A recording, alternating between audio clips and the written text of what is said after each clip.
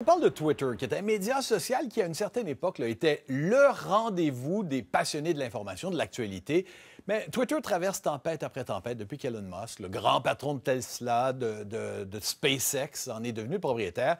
J'en parle avec Bruno Guglielminetti, animateur du podcast d'actualité numérique Mon Carnet, collaborateur apprécié à Contexte. D'ailleurs, je vous invite à partager le dernier épisode de Mon Carnet. Les invités sont particulièrement intéressants. Bruno! Dernière tempête, bon, l'imposition d'un nombre, en tout cas, on dit que c'est temporaire, d'une limite au nombre de tweets, de messages qu'un abonné peut lire. Et puis, à partir du mois d'août, l'application TweetDeck qui sera uniquement accessible aux comptes certifiés, c'est-à-dire payants. Commençons par TweetDeck.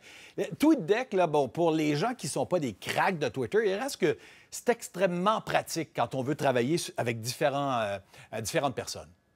Oui. Bien, TweetDeck, c'est un vieil outil qui est rattaché à Twitter et qui permet justement de se créer des colonnes de recherche et donc de suivre en temps réel les publications qui se font sur des sujets en particulier. Alors, il y a beaucoup de journalistes, beaucoup de gens qui font de la recherche qui utilisent cet outil-là et c'est quelque chose, donc, pour les super utilisateurs de Twitter, on s'entend, là, Ouais. qui est très populaire et ça depuis très longtemps.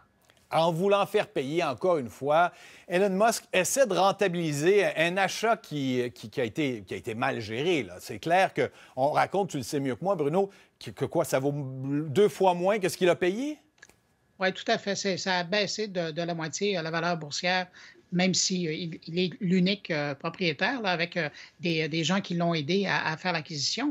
Mais il faut mettre ça aussi dans le contexte. Là, on est vraiment dans une crise d'évolution, j'allais dire presque une crise d'adolescence, pour faire un parallèle avec quelque chose qu'on connaît un petit peu plus. Ouais. Parce que quand Elon Musk l'a acheté, il s'est pas caché. Lui, il veut créer une nouvelle application, qui est l'application X, qui va être un canif suisse comme application, un peu ce que le WeChat permet de faire là, dans le monde asiatique.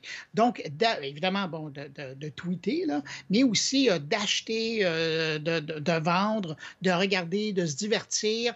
Il veut créer une super application. Alors là, on est un peu comme dans la transformation de cette chose-là. Ça heurte évidemment les vieux utilisateurs de Twitter, c'est qu'ils l'ont utilisé pour s'informer, pour discuter, parce que là, on est vraiment en train de changer, là, je vais dire comme les Anglais, le look and feel, l'apparence, l'expérience d'utilisation. Et là, ben, ça fait mal pour ceux qui sont là depuis longtemps, parce qu'on est en train de perdre le nord de cette application-là. Mais je reprends ton mot, Bruno, changer. Mais est-ce que, tu vois, je lisais différents commentaires. Naturellement, les vieux utilisateurs comme toi et moi, certains disent il est en train de tuer Twitter. Est-ce que c'est pas le risque en voulant trop essayer d'y faire prendre une nouvelle forme, lui donner un nouveau mandat? J'aime beaucoup ton image du canif suisse, mais nous, on est habitués d'aller sur Twitter pour une information précise.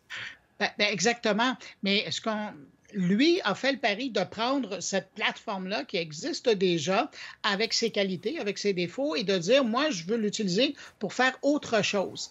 Alors, évidemment, c'est un lourd pari qu'il a d'ailleurs payé cher au départ parce que il a déjà perdu la valeur, le double la valeur de ce que ça valait. Mais là, lui, il poursuit dans sa quête pour créer quelque chose d'autre comme expérience. D'ailleurs, c'est devenu une vraie plateforme de diffusion. Maintenant, on peut diffuser des programmations, des émissions, de la vidéo qui durent beaucoup plus qu'auparavant. Ouais. Alors lui, il fait le pari de rajouter sur le contenu.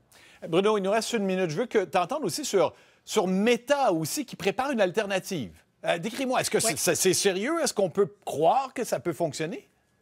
Oui, bien, en temps normal, on en aurait parlé dans le contexte parce que ça va être lancé jeudi sur le marché américain et c'est la réponse de Meta à Twitter qui va mal. Alors, eux ont décidé d'aller jouer dans les pattes d'Elon Musk et ils vont lancer une application. Évidemment, ça vise les utilisateurs de Instagram, ceux de Facebook. On parle de milliards d'utilisateurs qu'on va essayer de séduire pour aller utiliser cette application-là. Alors, évidemment, Elon Musk ne voit pas ça d'un bon oeil. Et c'est entre autres pour ça qu'il a défié Mark Zuckerberg là, en combat très bientôt. Un match de lutte qu'on va suivre de près aussi, mais entre-temps, effectivement, s'il y a quelqu'un qui peut être capable de faire face à Elon Musk, c'est bien Mark Zuckerberg de son côté.